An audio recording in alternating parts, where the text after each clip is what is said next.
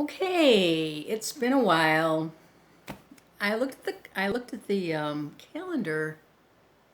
It's almost 2 weeks since I did the last one. That's crazy. Been very busy, so I'm going to share with you what I'm going to be doing. I got some show and tell items here. So a couple of things I want to talk about. What I've been thinking about. I wonder if that light's going to be a problem back there. Let me just turn this down a little bit. Okay. Um, so I've been painting, and I've been painting a lot. And this week, I've painted 12 pictures to do a calendar for next year. And usually, as you see, I have paint all over me all the time. And so I was doing these little acrylic paintings. I've also been doing classes. There's a couple things I want to cover with that. First, I'll show you the paintings because they're adorable. And I have 12 of these. I only brought 5 out.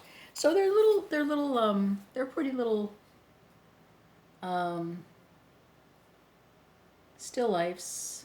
And I got little collage elements on there. There's little dimensional stuff going on here. That's a one. That's called Sunnyside. This is my Paris series. I love Paris. Paris, France. So this is Sunnyside. Sunnyside. This is Ride Away, to ride a bicycle, ride away. Um, I can't explain these things. And this is Setting Sun. There's more collage elements. They still had that dimensional aspect and then the collage elements inside. It's called 11 in the morning. That's a beauty. 11 a.m. And then we have Wine Time. So those are 5. I have actually 12 of them. They were a lot of fun. And so I've been doing classes at the house. Now, when I took my Bob Burridge class last year at the Hudson Valley Greenville Arms, he taught us a lot of things, many things. And this style was actually I got from him, ideas from him, and he uses Holbein acrylic paints, Holbein acrylic fluids, Holbein inks, Holbein. He uses a Holbein products, all Holbein, and they're wonderful. They're very heavily pigmented paints that you can add a lot of medium to, gel medium. You can add a lot of water to it, and it still keeps the vibrancy of the colors. But they're not cheap, and I'm doing classes now, and so I'm looking. First, I bought some of those in little bottles, the craft paint. And I figured, well, we're just kind of learning, so, won't make it. But they were really, all those paints turn out to be pastels. I mean, they're good for backgrounds, but they're really not good for focal points or adding any life to a paint. They're just too, not degraded, but there's just not enough pigment in them. So then I decided to see what else I could buy that would work really well. And I ended up getting a whole mess of this Liquitex basic acrylics. And I've been using these. These are $10 each, but they're 8.5 ounces. That's a lot. And so for the classes, I'm really enjoying these. And not only that, but I did all these with those paints. So they're really beautiful paints. A lot of pigment in them. So I thought that was great. So if any of you are looking for general paint for a class, or maybe just if you're starting out, or if you're just, you don't have the money, I would definitely get these. These are really fantastic. On Amazon, you get many colors to choose from. They have transparent white and basic white. So they're good. They're great. The other thing I want to mention if you're painting, and this is just something that you might find interesting if you're painting with acrylics. I've been using brushes.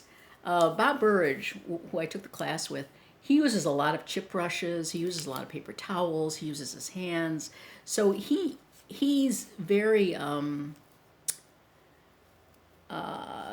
he doesn't. He has high end brushes, the really long brushes that he uses for using for more detail. But basically, he uses a lot of inexpensive brushes. But I noticed that with my class, those were almost a little too. The chip brushes were a problem because they're kind of get hairy and they're not. You can't do a fine line at all with those. So then I ended up getting these. These are the plaid brushes. Now the thing is, acrylic is a plastic, and these are also so it's a plastic, and these are also plastic. These are not. This is not a natural material. So this works well with acrylics. They wash really well. They clean up really well, and then you can put a lot of water on them. So I would look at the plaid series. And I also bought some. Someone in my class suggested using the IKEA brushes. They're for kids. They're really short, but for these kind of drawings, they're really good. And they come in the flat tops and then the pointed ones. There's a name for those. I can't remember the pointed ones. So I think you get 3 flat brushes and 3 pointy ones, so you can do a little finer detail. So if you're looking for brushes, do the plaid or go with the IKEA, especially for classes or even for yourself, because brushes can be very expensive. And you buy those sets and you don't use half of them. You use the bigger. I always get the sets and I use a couple of the bigger ones and I don't use the others at all. So I thought that was a good buy. Now, the other thing before I move on about painting, when I took the class with Bob Burge of Bob Blast, you'll find him on YouTube. Fantastic teacher, fantastic website and YouTube site. He often repeated himself in class. He said the same things over and over again. And I remember them because he always was repeating himself. And it wasn't because he was repeating himself because he's old. He was repeating himself because he wanted to make a point. Like, you should do this. You've got to do this. And of course, you're like, well, no, I want to be a painter. I don't want to do that. I don't want to do that. And one of the things he did, and this is what got me on this series, and so I'm going to say it. I'm going to tell you to do it. And of course, you're going to say, well, whatever. That doesn't. I want to start painting. I don't want to do all this other stuff beforehand. He said, and it's just like tarot. What they say in tarot is, you need a journal. You need a journal. You need to journal. And it's like, no, I want to read. I want to paint. I don't need a journal. I'll just wing it. Well, you can wing it, but what's going to happen is you're going to get really stuck really quickly. You're going to be facing the blank canvas. You're going to be looking at cards that make no sense. Like, what is this? Now, I'm talking from experience here, so I do that myself. I just say, I'm not doing the work that you need to do, the basic stuff to get you started. I just want to jump in and see what happens. And, you're better off kind of doing a journal. That's for art, and that is also for tarot. Now, with the art, this is the first time I did 12 of these paintings, these adorable paintings. I did 12 of these. And I started with a sketch, which is what he says you should do. Start with a sketch. You get a journal and you start with a sketch. And then when you like the sketch, you go and you set out some paper or some canvases. He likes to work in multiples. So I set out with 3. He likes to work with, 10. I started out with 3.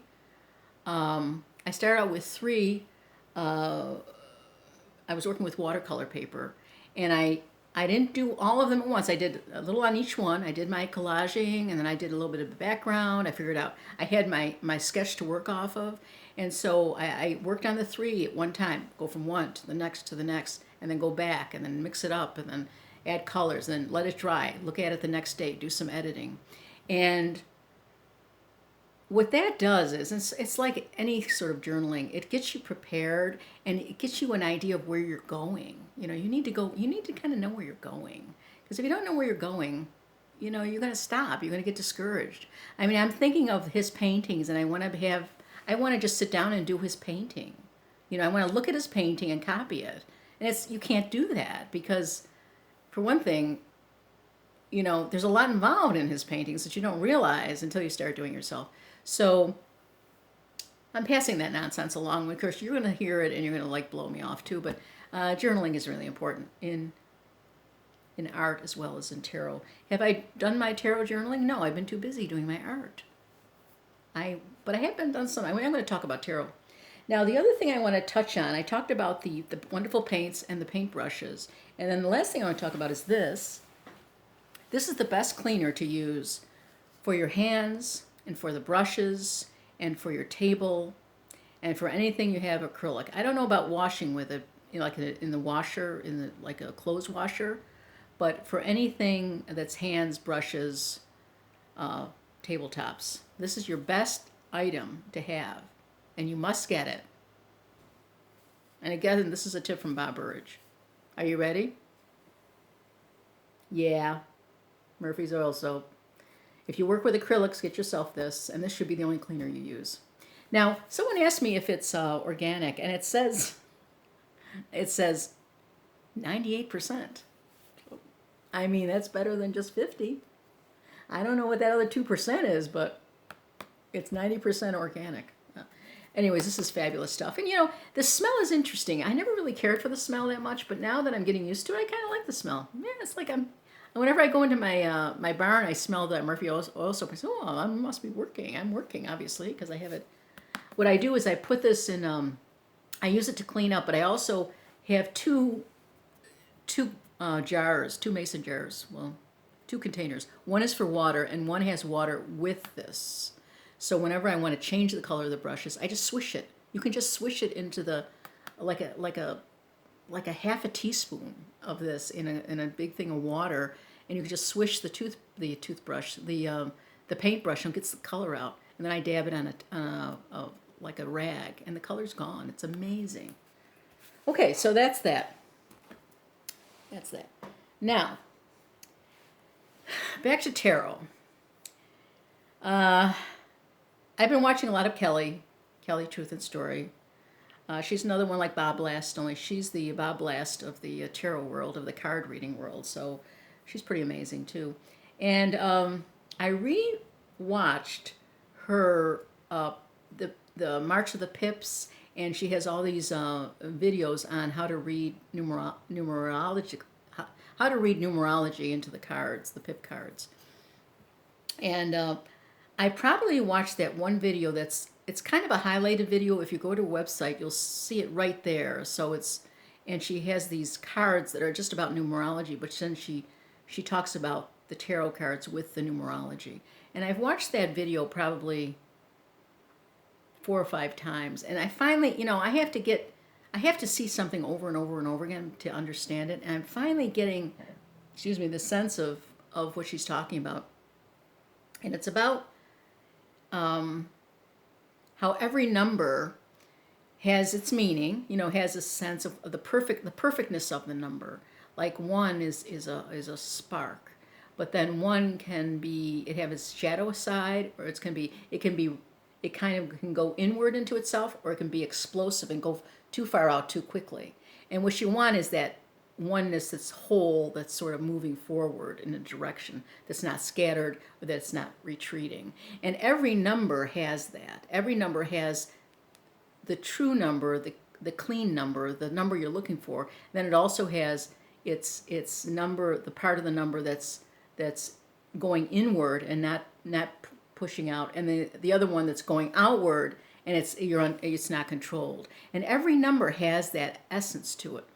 So when you're reading Pips and you see a 4 of Cups, you could see it as stability, or you could see it, depending on the cards around it or the situation, you could see it as, being constricted, and like it's too stable, it's sort of cloying, it's sort of stagnant. Or you could see it, a 4 is going outward too fast, too quickly. It's not being controlled at all. You have stability, you have the possibility of stability, but you're having trouble putting all the pieces together. So it's just the energy is going out. So when you think of the energy of being going outward, going inward, or staying cohesive and constant, then you can look at all the cards, all the numbers of all the cards, and then with the elements, and then you can get you get all this nuance of a number, no matter what you pick. If it's if it's not a spade, but what do you call it, the element of the sword energy or a wand energy? If you get the 5 of Wands, that's a breakthrough. That could be a lot of change, but it also could be a breakthrough, or it could be a lot of inward stuff that isn't coming out. You're getting stuck with all this energy that isn't going anywhere, or it's so much energy that it's spreading out too much. But you want you want the energy that's sort of controlled, that's bringing along change, and change is good. Always, change is always good because you always learn from it. And it's just a matter of life. I mean, things change. They never stay the same. So you got to ride. You got to ride that bucking bronco. You got to ride the 5s because there's no avoiding it. Things change all the time. Now, the other thing I wanted to mention was I have decks that I use, and then there's decks I don't use. And I don't use them because they are so friggin' beautiful. I don't want to even touch these decks. And I should do a video of the decks I don't want to touch. I should have a stack of them. Probably like, I don't know, maybe 15 or 20 of them. I just don't want to touch. I just don't want to touch them. And one of them is, what kind of order these are in. So I think I just have all this. Oh, here we are. They are in order because I haven't touched them. It's this deck, which is the, oh geez, I forgot the name of it. I know what part of the name is, but there's yes. The Pagan Other Worlds. Oh my God.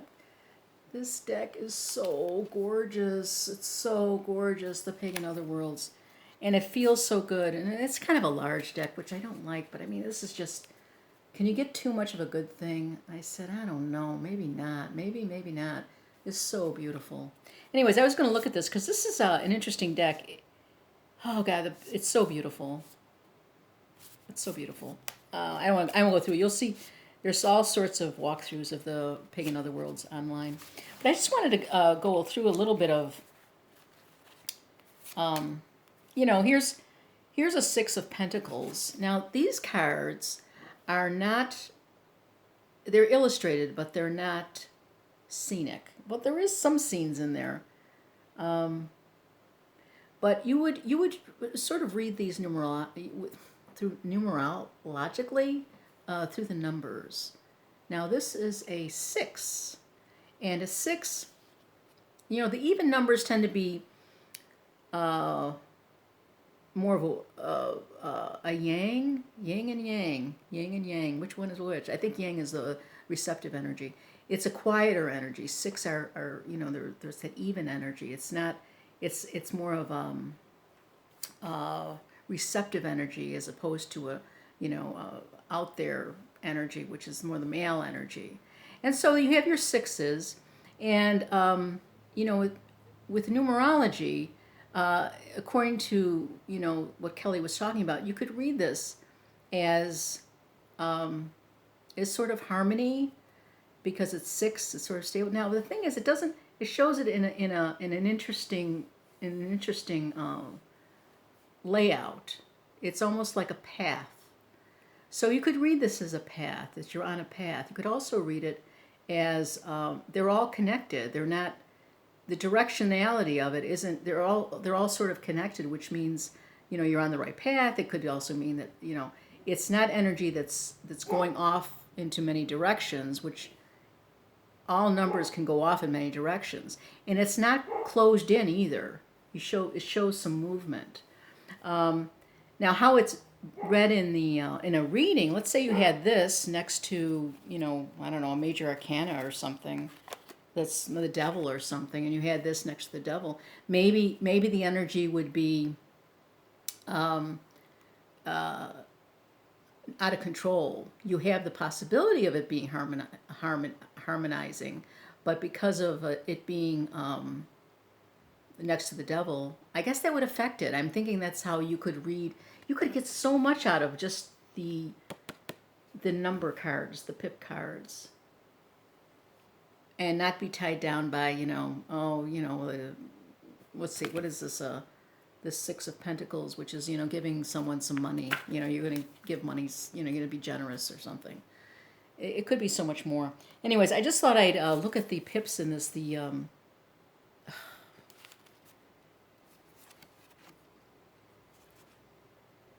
Queen of Pentacles. This deck was out of print when I first wanted it, and now it's back in print. But I think it goes in and out of print. They print them up and then they sell them, but then they come back in print. It's the Queen of Wands. It's nature-based, pagan-based. Be still my heart. This gives me such joy. I wish they were smaller, though. But I don't use them anyway, so it really doesn't matter. What's this one? One is upside down. Let's see what it is. Oh, it's the one I just put back in. Six of Pentacles. Okay. So they're now a little bit out of order. Anyways, so I'm going to be taking Kelly's playing cards class, which is coming up in a week for 4 weeks. I'm excited about that. And I think I'll learn more about the pips. Being comfortable reading the pips, reading the minor arcana, I think can really help you with your reading. And is really important and kind of fun. And it's no memorization. There's really no memorization involved. It's just getting a sense of the numbers and how it's a little sense of numerology, and then playing with that and seeing how that number, no matter what number, 1 through 9, maybe 10, how it can be seen in its shadow and how it can be seen in its perfect sense, and how it can be seen. There's 2 shadows. How it can be like going inward, going outward too fast, going inward too much, or just being whole and positive. So that's really exciting. I would definitely look at that video that she has if you're interested in reading the pips. Maybe I'll put a link to it if I remember.